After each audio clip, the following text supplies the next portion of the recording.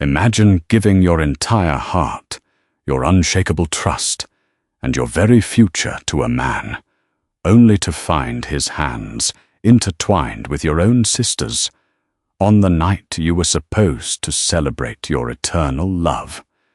For Helena, this wasn't a terrible nightmare. It was her brutal, waking reality.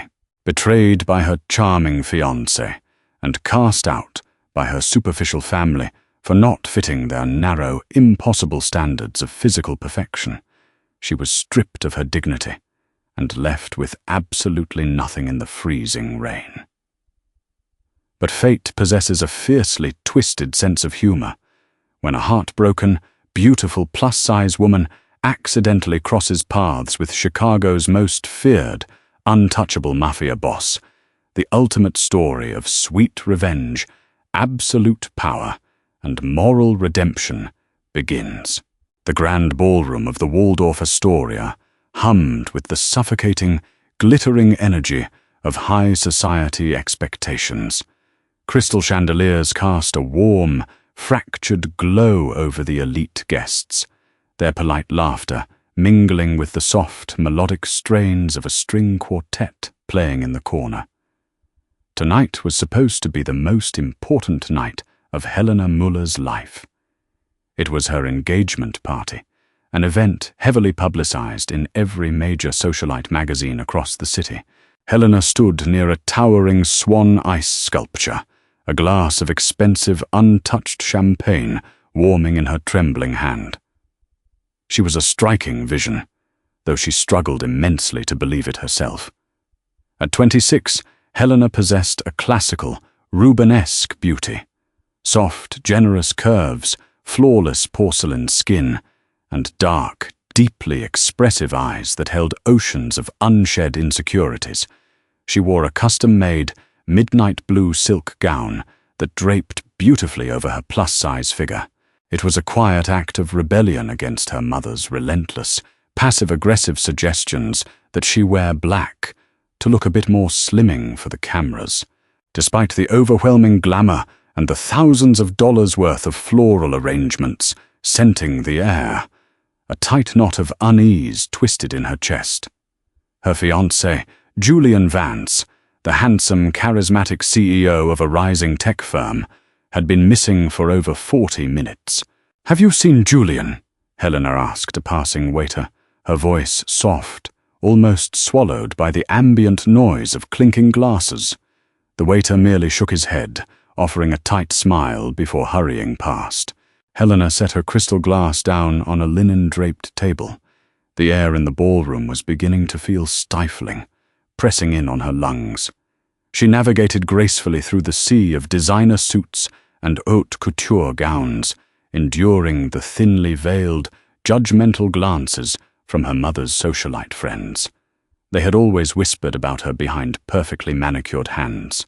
They simply couldn't fathom how Julian, a man sculpted like a Greek god with a soaring bank account to match, had chosen the heavier, plainer Muller sister over the city's glittering socialites.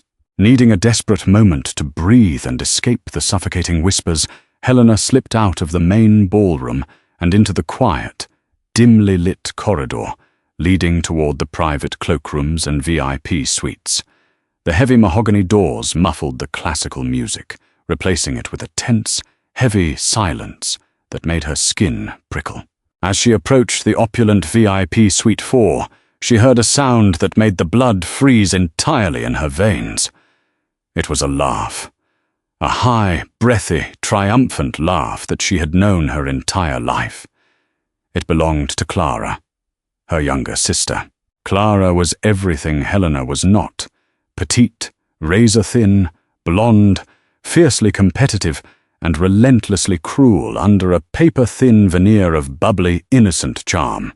She was the family's golden child, the standard to which Helena was constantly and unfairly compared. The heavy door to the suite was slightly ajar. A sliver of warm, amber light spilled onto the plush, crimson carpet. Helena's hand hovered over the brass handle, shaking uncontrollably.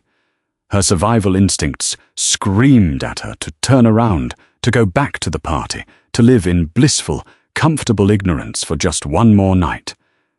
But the painful truth was a powerful magnet, dragging her forward against her will. She pushed the heavy door open just an inch more, peering into the opulent room. The scene inside burned itself into her retinas with agonizing, unforgettable clarity.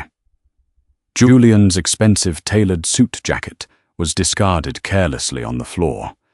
His hands, the same hands that had slipped a flawless 3-carat diamond onto her finger just weeks ago, were currently tangled deeply in Clara's blonde hair. Clara was pressed firmly against the marble vanity, her lips locked fiercely with Julian's, her hands roaming freely under his unbuttoned white dress shirt. "Julian, stop!" Clara giggled softly, though she made absolutely no effort to push his wandering hands away. "Helena will be looking for you soon. The poor, fat cow is probably crying into the buffet table by now, wondering where her prince went." Julian chuckled, a dark, ugly, guttural sound that Helena had never heard escape his lips before. "Let her look. I can only pretend to be physically interested in all that bulk for so long. The merger between my tech company and your father's conglomerate is almost finalized. Once the ink is dry on the contracts next week, I'll find a public excuse to break it off. You're the one I actually want, Clara. You're the one I've always wanted." Helena couldn't breathe. The oxygen had been violently, mercilessly sucked from the room. The pain didn't hit her in the chest. It hit her in the stomach, a sickening, hollow drop that made her knees buckle. She staggered backward in shock, her high heel catching on the thick edge of the carpet. She stumbled, and her shoulder slammed hard against the heavy wooden door, throwing it wide open with a resounding, undeniable crack that echoed through the suite. Julian and Clara sprang apart like frightened animals. Julian's handsome face drained of all color, his eyes widening in sheer, unadulterated panic as he stared at Helena, standing frozen in the doorway. Clara, however, merely wiped her smeared lipstick with the back of her hand, a flicker of genuine annoyance crossing her perfectly contoured face, completely devoid of guilt. "Helena!" Julian stammered pathetically, frantically trying to button his shirt with shaking fingers. It's not what it looks like. We were just..." "Don't," Helena whispered, her voice cracking under the immense weight of her breaking heart. She looked at the man she had loved so deeply, the man who had promised her the entire world, and saw nothing but a cowardly stranger, a calculated, opportunistic stranger. She then looked at her own flesh and blood. Clara didn't look guilty or ashamed. She looked utterly defiant. "Well," Clara sighed, crossing her thin arms over her chest defensively, "I suppose the ugly secret is out. Really, Helena, did you honestly think a man like Julian could be sexually satisfied with someone who looks like you?" Tears violently blurred Helena's vision, but she bit her lip, refusing to let them fall in front of her abusers. She pulled the heavy diamond ring from her left finger with trembling hands. It suddenly felt impossibly heavy, like an iron shackle rather than a promise of love. Without another word, she threw it with all her meager strength. It struck Julian squarely in the chest before clattering loudly against the cold marble floor. Helena turned and ran. She ran down the long, empty corridor, ignoring Julian's half-hearted, pathetic calls behind her. She didn't return to the ballroom to face her parents. She pushed through the heavy revolving doors of the hotel, bursting out into the freezing, relentless downpour of the Chicago night, her beautiful silk gown instantly soaked by the unforgiving rain. The rain was an absolute deluge, cold and punishing as it lashed against the concrete canyons of the sprawling city. Helena walked aimlessly, her satin heels sinking into deep puddles, the exquisite silk of her gown clinging heavily to her skin like a cold, wet shroud. Her mind was a chaotic tempest of fragmented memories and agonizing, earth-shattering realizations. Every sweet, romantic word Julian had ever whispered to her, every loving touch, had been a meticulously calculated lie. Their entire relationship was nothing but a sham, built on the foundation of a multi-billion-dollar business merger. She walked for hours, her feet blistered, raw and bleeding, until she miraculously found herself standing in front of her family's sprawling, gated Gold Coast mansion. She keyed into the private side entrance, her teeth chattering uncontrollably from the biting wind. She desperately needed her parents. She needed her mother to hold her, to tell her that Julian was a monster, to banish Clara from the house for her ultimate, unforgivable betrayal. When she stepped into the lavish, marble-floored foyer, dripping water everywhere, she found her parents, Klaus and Beatrice Müller, standing by the grand staircase, and sitting casually on the velvet sofa in the adjacent parlor, sipping a cup of hot chamomile tea, was Clara. Julian stood awkwardly near the massive stone fireplace, holding a crystal glass of scotch. Helena, finally. Her father, Klaus, barked aggressively, checking his solid gold Rolex. He didn't even notice she was soaked to the bone. What is this dramatic nonsense? Julian told us you had a little misunderstanding in the suite. Helena stared at him, bewildered, water dripping from her hair into her eyes. A misunderstanding? I caught them kissing. He was half undressed. He told her he was only marrying me for your company's merger. He called me a cow, Dad. Beatrice, a woman who looked more like stretched plastic than human flesh at 55, sighed loudly and rubbed her temples. Helena, darling, please lower your voice. The staff will hear you and gossip. You're being incredibly overly emotional, as usual.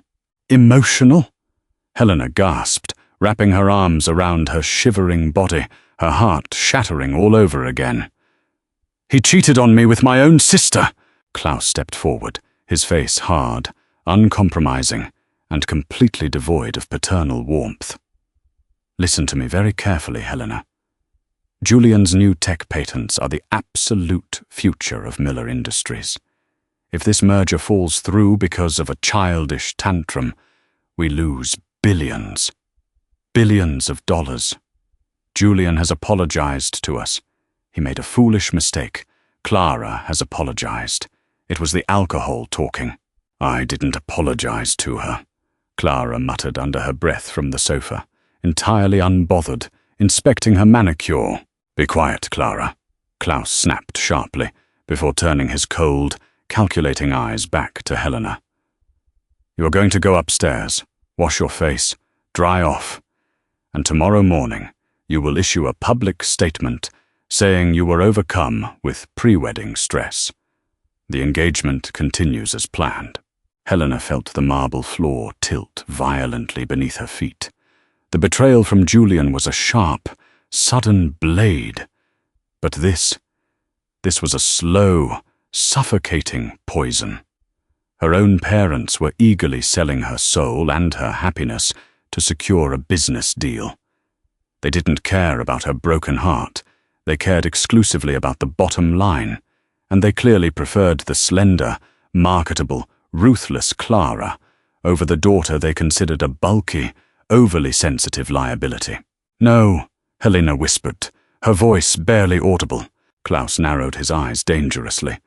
What did you say to me? I said no. Helena's voice grew louder, pulling an unknown strength from the deepest, most bruised parts of her soul. I will not marry him. I will not be a pathetic pawn in your corporate game. And I will not stay in this toxic house with people who look at me like I am nothing but a burden. If you walk out that door tonight, Helena, Klaus said, his voice dropping to a dangerous, icy register, you walk out with nothing. I will cut off your credit cards, empty your trust funds, and officially disown you by morning. You won't see a single cent of the Müller fortune ever again. Let's see exactly how long you survive in the real world with your physical disadvantages. He sneered openly, a deliberate, cruel jab at her weight. Helena looked at her father's twisted face, then at her mother, who cowardly refused to meet her gaze, and finally at Clara, who wore a small, victorious smirk, having finally stolen the one thing Helena thought was hers. "Keep your dirty money," Helena said, her voice shaking violently but her spirit resolute. "I'd rather starve." She turned around, stepped back out the door, and slammed it behind her. As the heavy lock clicked shut, severing her forever from the only privileged life she had ever known, the tears finally fell in hot, stinging streaks. She had no money, no phone left in her clutch at the hotel, no coat, and absolutely no home. She was completely and utterly alone in a massive city that ate the weak for breakfast. She walked back out into the freezing rain. The storm had intensified significantly, the wind howling furiously through the towering skyscrapers. She walked far away from the affluent, well-lit neighborhoods, crossing into the darker, grittier, industrial parts of the city near the shipyards. She didn't care where she went, as long as it was far away from the cursed name of Muller. Hours passed in a freezing blur. The adrenaline faded, replaced by a bone-deep exhaustion and a terrifying, dangerous chill. She was wandering through a deserted warehouse district near the docks. The streetlights flickered intermittently, casting long, menacing shadows against the wet brick walls. Suddenly, the harsh, violent screech of tires echoed through the empty street. Two armored black SUVs blocked the intersection ahead. Large, intimidating men poured out, their voices raised in aggressive Italian. Helena froze in terror, pressing herself flat against the cold, wet brick of an alleyway, terrified to even breathe. She had walked straight into a nightmare. The air in the alleyway tasted strongly of ozone, rain, and imminent, brutal violence. Helena pressed her back so hard against the brick wall, she felt the rough edges bite painfully through the thin, ruined silk of her dress. She squeezed her eyes shut tightly, praying to whatever higher power existed to make her invisible. A sharp, booming voice echoed over the relentless rainfall. It was deep, commanding, and laced with an absolute, terrifying authority that demanded immediate submission. "You were explicitly told to stay out of the southern harbor, Russo. You were warned twice." Helena opened her eyes just a microscopic fraction. Beneath the sickly, buzzing yellow glow of a flickering street lamp stood a man who seemed to command the very shadows swirling around him. He was exceptionally tall, powerfully built, wearing a tailored midnight blue suit that remained immaculately crisp despite the violent storm. An expensive, heavy black overcoat draped effortlessly over his broad shoulders.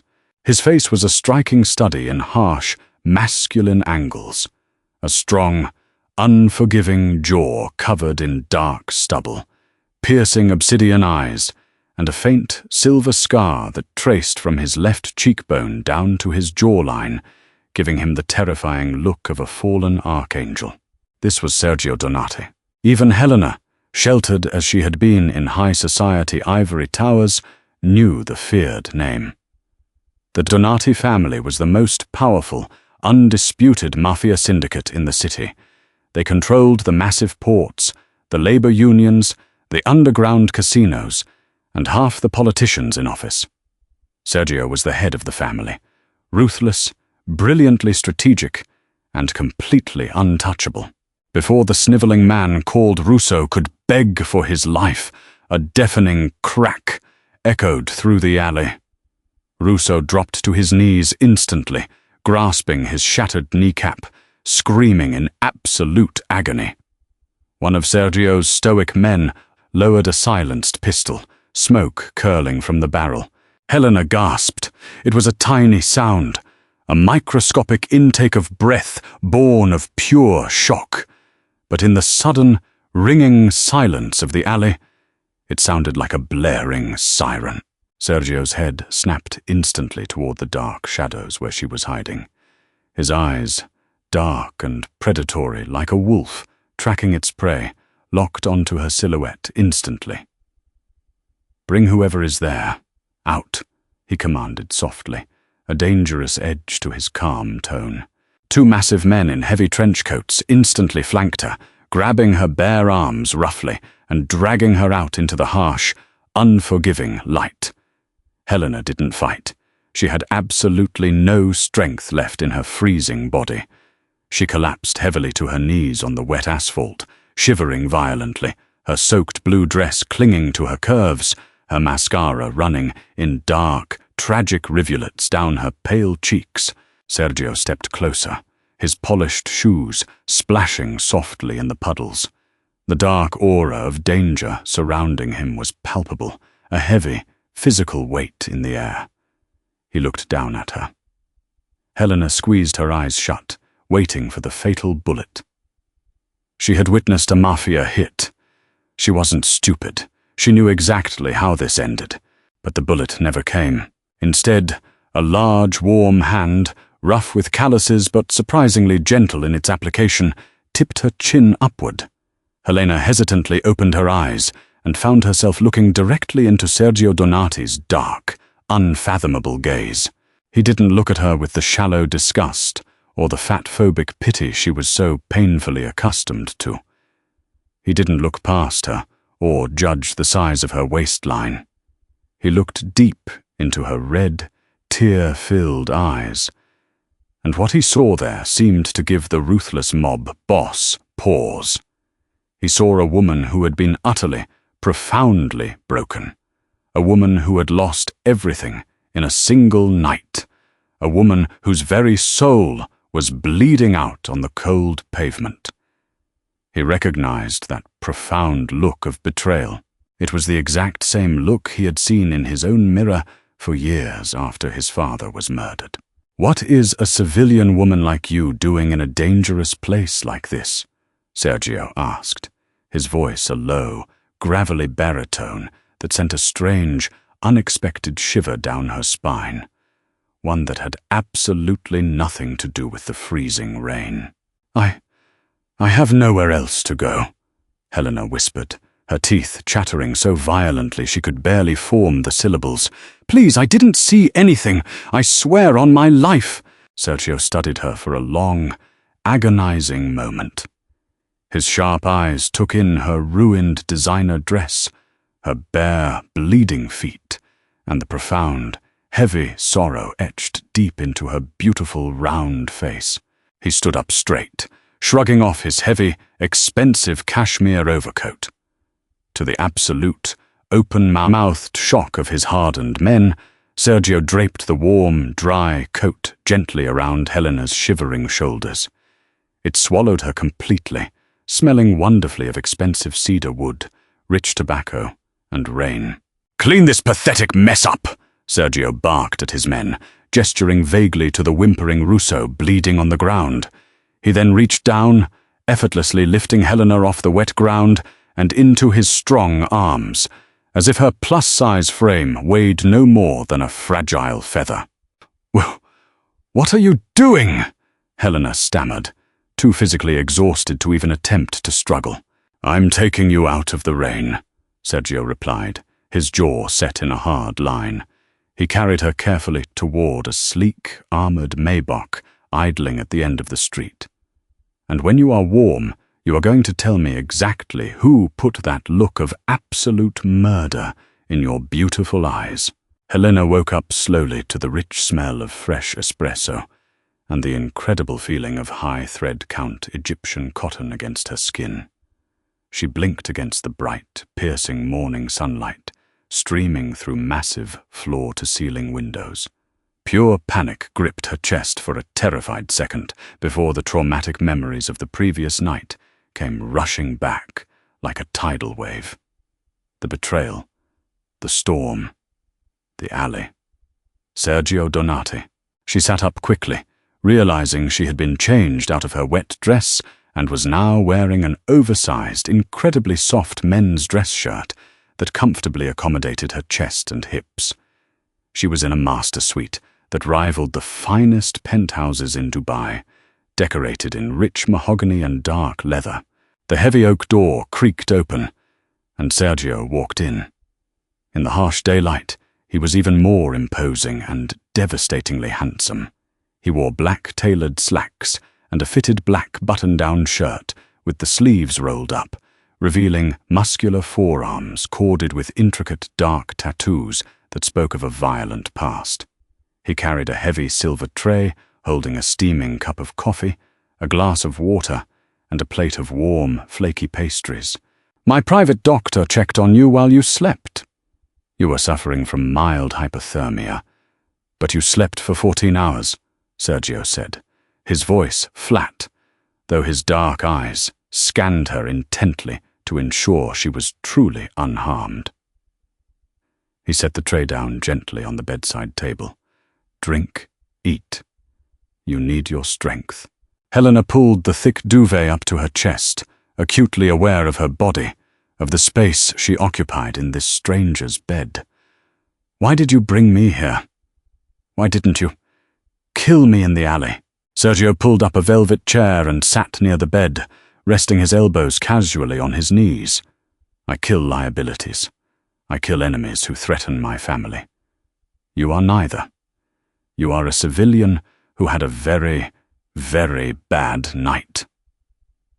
My men did a thorough background check on you while you slept, Helena Muller." Helena flinched violently at the sound of her surname. "Then you know.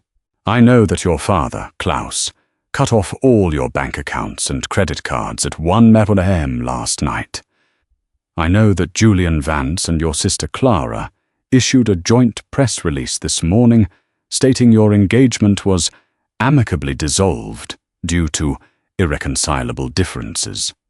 Sergio's lip curled in absolute disgust. "I also know that Vance's tech company is merging with your father's empire, making them both exceptionally wealthy at your expense." Hot tears pricked Helena's eyes again, but she furiously wiped them away with the back of her hand. "They threw me away like yesterday's garbage. I was nothing but a convenient placeholder until the ink was dry on their contract."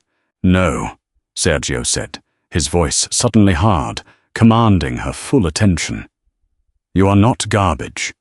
You are a woman who was unfortunately surrounded by soulless vultures." Helena looked away, her lifelong insecurities bubbling painfully to the surface. "You don't understand. I'm not like Clara. I'm fat. I'm not the kind of woman men like Julian actually want to be seen with. I'm just the wealthy, ugly duckling they tolerate for a massive payout." Before she could retreat further into her well-worn shell of self-pity, Sergio stood up. He moved to the edge of the bed, his imposing figure towering over her. He reached out, his large, rough hand gently grasping her chin, forcing her to look up at him. "Listen to me very carefully, Helena," Sergio murmured, his dark eyes blazing with an intensity that physically took her breath away. "Julian Vance is a pathetic boy who plays with toys. He wouldn't know what to do with a real woman if she stood right in front of him. You are lush. You are vibrant. You are extraordinarily beautiful. Do not ever insult yourself in my presence again. Do you understand me?" Helena's breath hitched in her throat. No man had ever spoken to her like that. No man had ever looked at her abundant curves as if they were dangerous, beautiful things rather than tragic flaws to be hidden away under loose fabric. A strange, warm spark ignited deep in her chest. "What do you want from me, Sergio?" she asked softly, searching his face. Sergio released her chin, stepping back and pacing slowly to the window, looking out over the sprawling city that he practically owned. "I saved your life last night. Now, I need you to save my empire." Helena wrapped the duvet tighter, her brow furrowing in deep confusion. "Save your empire? You are Sergio Donati. You own this city. What could you possibly need from me?" Sergio turned to face her, his expression unreadable, a true master of hiding his cards. My power is absolute on the streets. But the National Mafia Commission is a different beast entirely. The old men who run the 5 families are strict traditionalists. They firmly believe an unmarried don is an unstable, reckless don. They think I am too wild, too prone to violence without a family to anchor me. They are actively threatening to strip me of my seat at the table and divide my lucrative territories if I don't settle down with a respectable woman immediately. Helena's eyes widened in realization. You need a wife. I need a fiancé, Sergio corrected, his dark eyes locking onto hers. Someone entirely believable. Someone from a highly respectable, upper-crust, high society background who can instantly legitimize my image. Someone who understands how to navigate the shark-infested waters of the elite without flinching. And you think I can do that? Helena asked, a bitter, humorless laugh escaping her lips. Sergio, my own family threw me to the wolves. The society you're talking about is the exact same one that laughs at my weight behind my back. They laugh because you allowed them to, because you shrank yourself for them, Sergio said, his voice lowering to a deadly, commanding rumble. They laugh because you hide your light, Helena. I am offering you a business deal. Be my fiancé for 6 months. Wear my ring. Stand proudly by my side at galas, dinners, and sit-downs. In exchange, I will give you absolute, terrifying protection. I will give you a black card with no limit. And most importantly, a wicked, dark smile touched the corners of his mouth. I will give you the power to utterly destroy the people who broke you. The offer hung heavily in the air, intoxicating and dangerous. A fake engagement to the most lethal man in Chicago. It was utter madness. But as Helena thought of Julian's sneering, cruel face, of Clara's triumphant, venomous laugh, and of her father's cold, transactional eyes, the small spark in her chest roared into a blazing flame. They had stripped her of her dignity. Sergio was handing her a sword to take it back, soaked in blood if necessary. What happens after 6 months? Helena asked, her voice steadying. We stage a quiet, amicable breakup. You walk away with $20 million untaxed, and a brand new identity anywhere in the world, if you choose, Sergio replied smoothly. Or you stay and build a legitimate empire of your own. Helena looked down at her hands, taking a deep, fortifying breath. She had spent her entire 26 years trying to shrink herself, trying to apologize for taking up space, trying to earn the conditional love of people who were utterly incapable of giving it. She was entirely done shrinking. She looked up, meeting the dangerous gaze of the Mafia boss. I accept. Sergio's smile widened, genuine and thrillingly predatory. Good. Then we have a massive amount of work to do, because tomorrow night we are attending the mayor's annual charity gala, and the Mullers are the guests of honor. The next 36 hours were a highly orchestrated whirlwind of calculated, brilliant transformation. Sergio did not want to change Helena's body. He fiercely wanted to change her armor. He commanded his team to summon the city's most exclusive, terrified, and highly paid stylists to the compound. When a pompous, incredibly thin French designer suggested a shapeless, black, A-line dress to cleverly minimize her hips and waist, Sergio, who had been smoking a Cuban cigar in the corner of the room, stepped forward. He quietly, menacingly informed the designer that if he ever suggested hiding Helena's magnificent figure again, he would be designing clothes using only his left hand for the rest of his life. The designer paled, sweated profusely, and immediately brought out the boldest, most structurally magnificent, curve-hugging gowns he possessed. After hours of fittings, they settled on a breathtaking gown of deep, liquid crimson silk.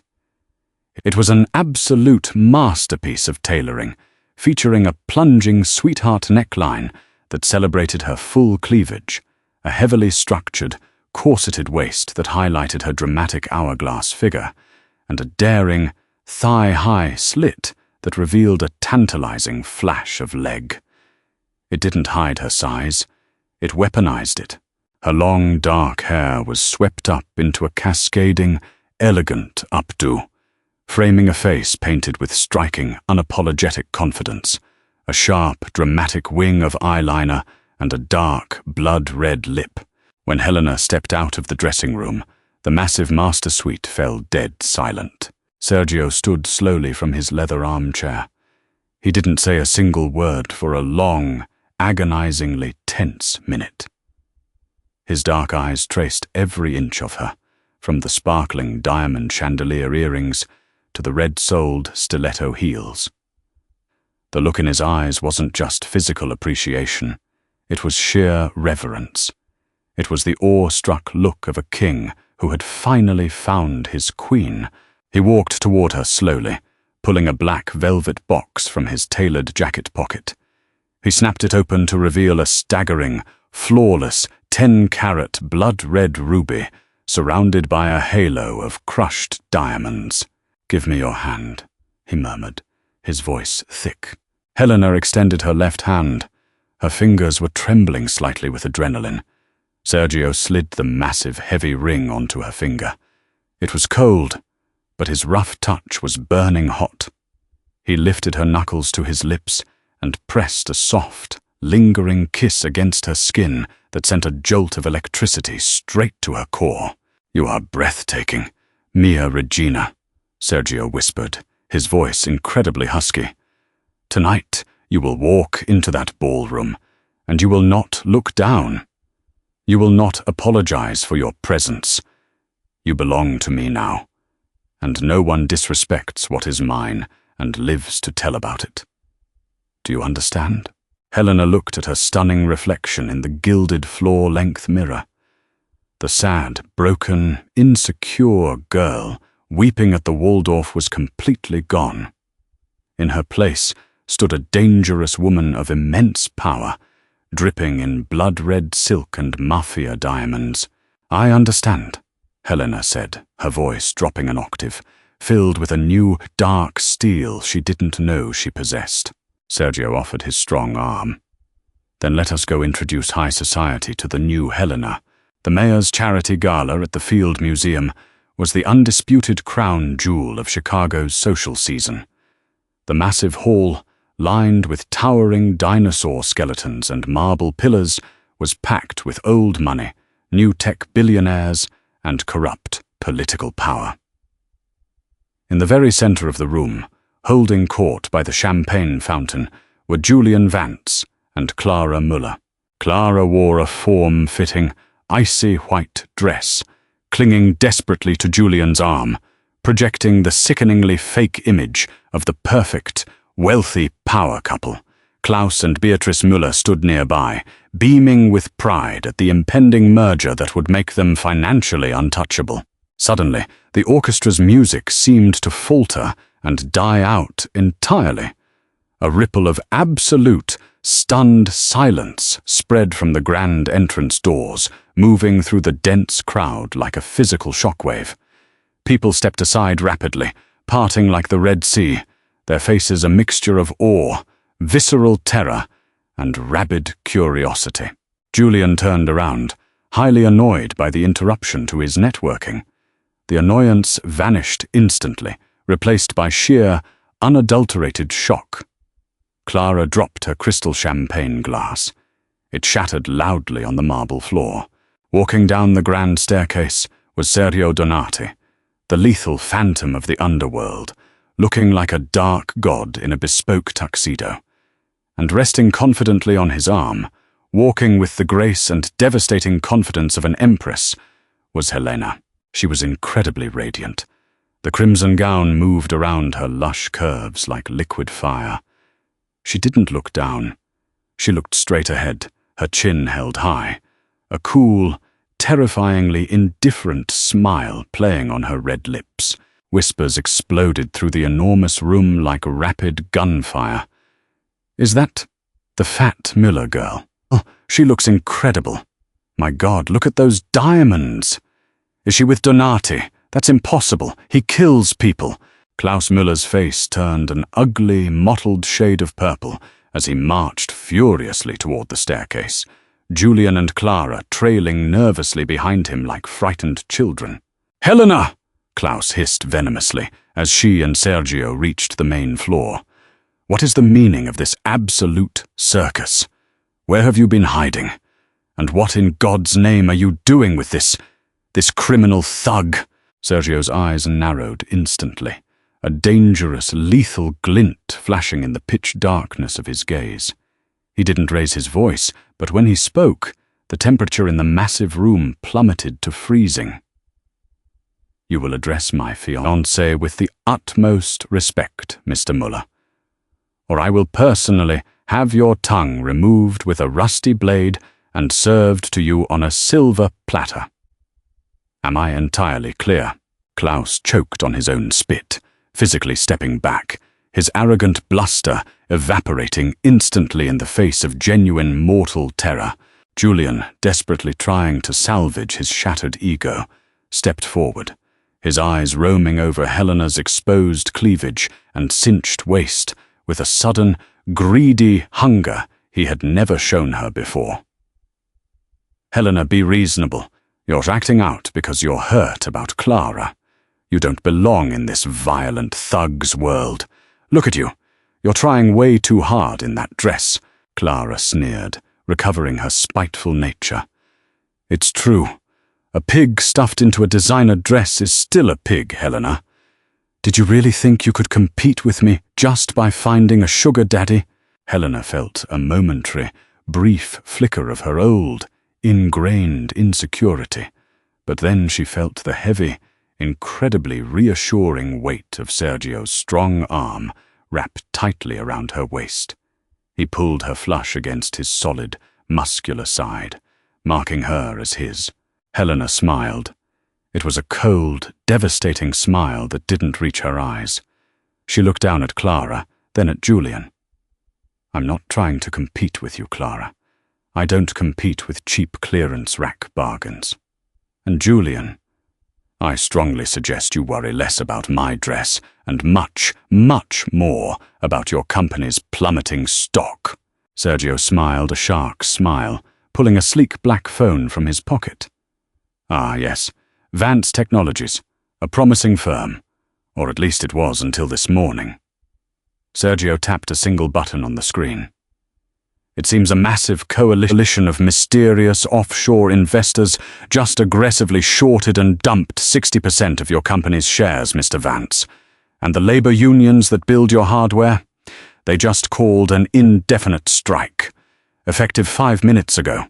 Julian's phone began to buzz violently and continuously in his tuxedo pocket. He pulled it out, his handsome face turning an ashen, sickly grey as he read the endless stream of emergency alerts from his board of directors. His net worth was evaporating into thin air in real time. "You," Julian stammered, looking at Sergio in absolute horror. "You did this to me." "I protect what is mine," Sergio said softly, his voice echoing loudly in the quiet circle of onlookers. "And Helena is mine. You foolishly threw away a queen for a cheap pawn, Vance. Enjoy your bankruptcy." Sergio turned to Helena, the hard lines of his face softening beautifully. "Shall we dance, amore mio?" "I would love nothing more," Helena replied loudly, turning her back on her destroyed family without a second glance. As they glided onto the center of the dance floor, the elite society of the city could do nothing but watch in terrified awe as the plus-size outcast rightfully claimed her throne beside the king of the underworld. Over the next 3 months, Helena and Sergio's fake engagement became the stuff of absolute legend. They were plastered across every society page. The lethal, untouchable Don and his brilliant, stunningly voluptuous bride. Helena flourished under his protection. Sergio didn't just give her safety, he gave her a voice. He taught her how to read a dangerous room, how to ruthlessly negotiate, how to be as cold as ice when necessary. She began sitting in on his legitimate business meetings, her incredibly sharp mind catching financial loopholes that his hardened men missed. She wasn't just a pretty prop on his arm, she was rapidly becoming his equal partner. But as the days turned into weeks, the strict, professional lines of their business arrangement began to blur dangerously. The lingering, accidental touches, the way Sergio would watch her read by the fire with an intense, burning hunger, the quiet, incredibly vulnerable conversations they shared in the dark hours of the night. It all felt terrifyingly, wonderfully real. Helena was falling deeply in love with a monster who treated her like a goddess. Meanwhile, Julian and Clara's world was burning to the ground. Without the tech company's inflated value, the massive merger collapsed entirely. Klaus Müller was suddenly facing massive, crushing debt, and he loudly blamed Julian. The golden couple turned on each other viciously like starved wolves. Desperation breeds severe foolishness. One rainy Tuesday afternoon, while Sergio was out managing a crisis at the docks, the penthouse security team alerted Helena to a surprise visitor. It was Clara. Helena allowed her up, morbidly curious to see the wreckage. Clara stepped out of the private elevator, looking frantic and entirely unhinged. Her designer clothes were disheveled, the arrogance completely wiped from her hollow, pale face. "Helena, please," Clara begged, stepping forward, tears streaming down her face. "We lost absolutely everything. Julian is facing federal charges for embezzlement to cover his losses. Dad's company is going under next week. You have to tell Sergio to stop. You have to tell him to back off and release the unions." Helena sat regally behind Sergio's massive oak desk, sipping her Earl Grey tea, radiating cold, unbothered authority. "I don't tell Sergio what to do, Clara. And even if I did have that power, why on earth would I help you? You destroyed me. You laughed in my face while you did it." Clara's eyes darkened, a vicious, ugly, desperate light entering them. "Because if you don't help me, I will ruin your pathetic little fantasy. I know men, Helena. I know powerful, rich men. Sergio is only using you because you're pathetic enough to be manipulated. But a man like him, he wants a real woman in his bed. Someone thin. Someone beautiful. Someone exactly like me." Before Helena could react to the venom, the heavy oak doors to the office swung violently open. Sergio stood in the doorway, his dark coat dripping with rain, his face a mask of terrifying, lethal fury. He had heard everything. Clara gasped, instantly shifting her demeanor like a chameleon. She pushed her chest out, putting on a seductive, tearful pout, and walked confidently toward Sergio, swaying her hips. "Mr. Donati, Sergio, please. Helena is crazy and vindictive. I can be so much better for you. I know exactly how to please a man of your stature. You don't have to settle for this fat cow. I'm yours if you want me." She reached out a delicate hand to touch his chest. Sergio caught her slender wrist in a grip so incredibly tight, Clara cried out in genuine pain, falling to her knees. He didn't even look at Clara. His furious eyes were fixed entirely on Helena, silently making sure she wasn't hurt by the venomous words. "You speak of things you do not comprehend, you filthy little girl," Sergio growled, his voice a low, vibrating rumble of pure, unfiltered menace. He roughly shoved Clara's hand away, as if touching her deeply disgusted him. "You think you know men, you know boys, you know weak, pathetic creatures who value bones and skin over substance, loyalty and fierce intelligence. You look at Helena, and you see a victim. I look at her, and I see the sky, the earth, and the only woman who has ever possessed my dark soul." Clara stumbled backward, weeping loudly, utterly humiliated, and completely broken. "Get out of my home," Sergio commanded softly, a deadly promise. "And if you or your pathetic ever come within 100 yards of my fiancé again, I will not just ruin you financially. I will erase your entire bloodline from the face of the earth. Leave." Clara fled, her frantic sobs echoing down the long hallway. When the doors clicked shut behind Clara, the silence in the massive office was deafening. Sergio walked slowly, deliberately toward the desk. Helena stood up, her heart hammering wildly against her ribs like a trapped bird. "Sergio," she breathed, her voice trembling. "What you said to her?" "I meant every single word," Sergio said, closing the distance between them until he was mere inches away. He reached out, his large, warm hands gently cupping her beautiful, soft face, his thumbs stroking her cheekbones. This arrangement. It was the smartest, most calculated business decision I ever made in my life. But it is slowly killing me, Helena. It is killing me to pretend. "To pretend?" she whispered, staring up into his dark, beautifully tortured eyes. "To pretend that I don't love you," Sergio confessed, his strong voice breaking slightly, entirely shedding the terrifying Mafia boss exterior to reveal the fiercely devoted, vulnerable man beneath. "To pretend that I don't want to spend the rest of my miserable life worshipping the very ground you walk on. You are everything to me. Your brilliant heart, your sharp mind, your beautifully soft body.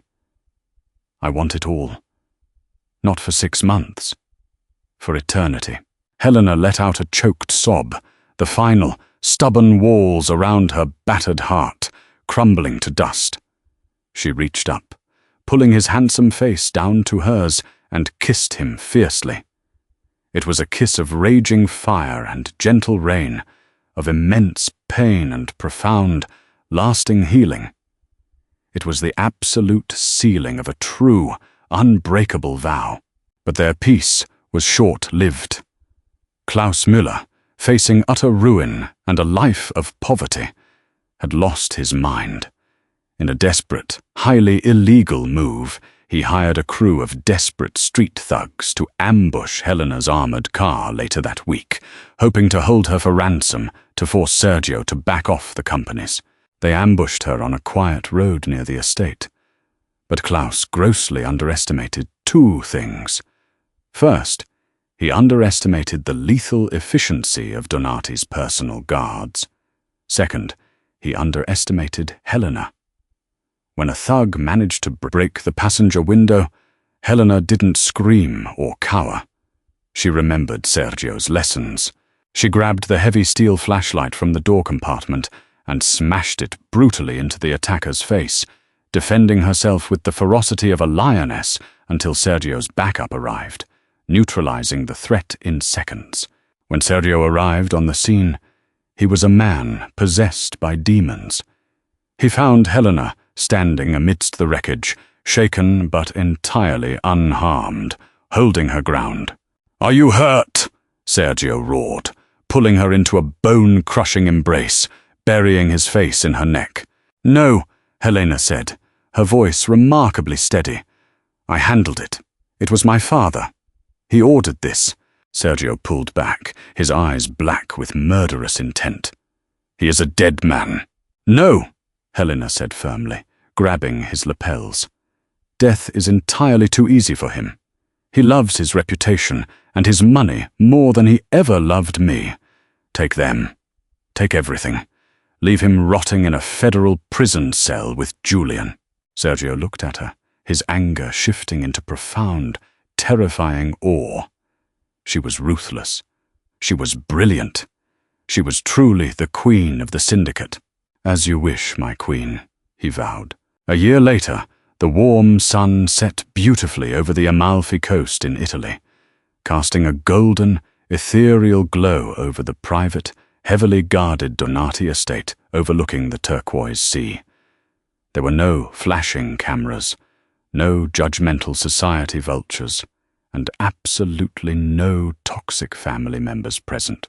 Helena stood before a massive mirror in the master suite. She wore a custom-made wedding gown of intricate ivory lace and heavy silk that hugged her lush, plus-size curves flawlessly.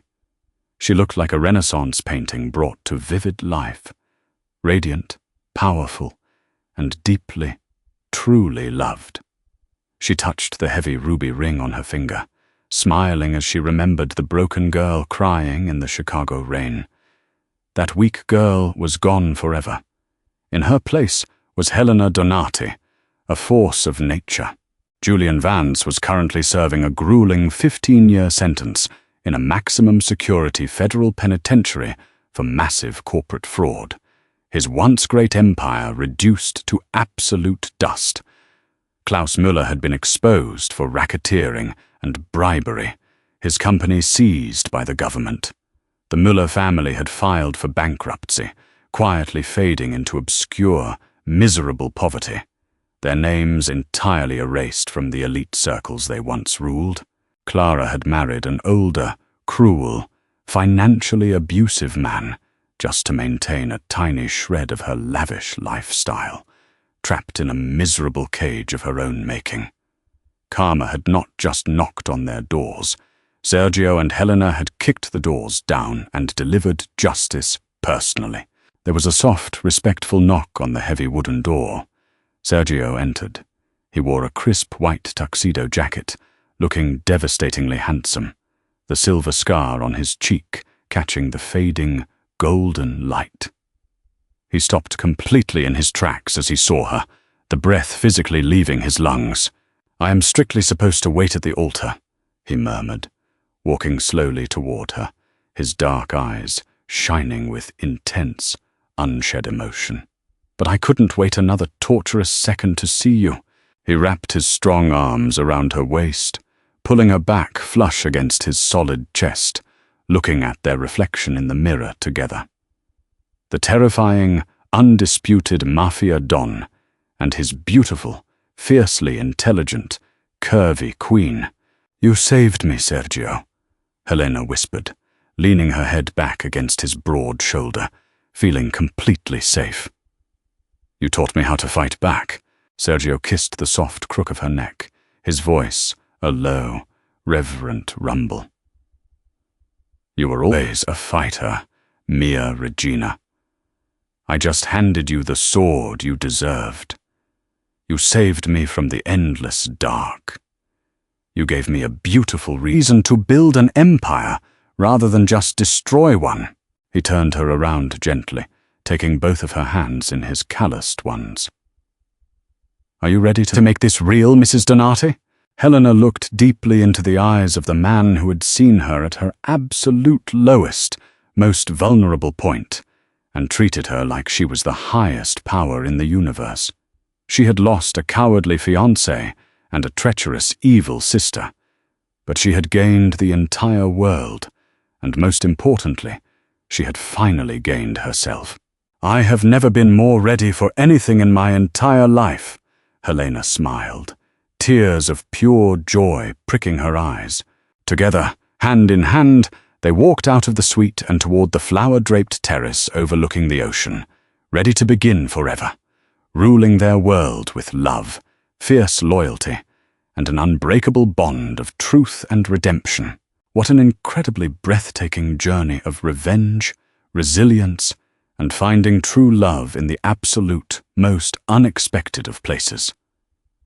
Helena's deeply inspiring story proves once and for all that true beauty isn't defined by the narrow, toxic standards of society, and that sometimes losing the wrong people is the exact, painful push you need to find the right one.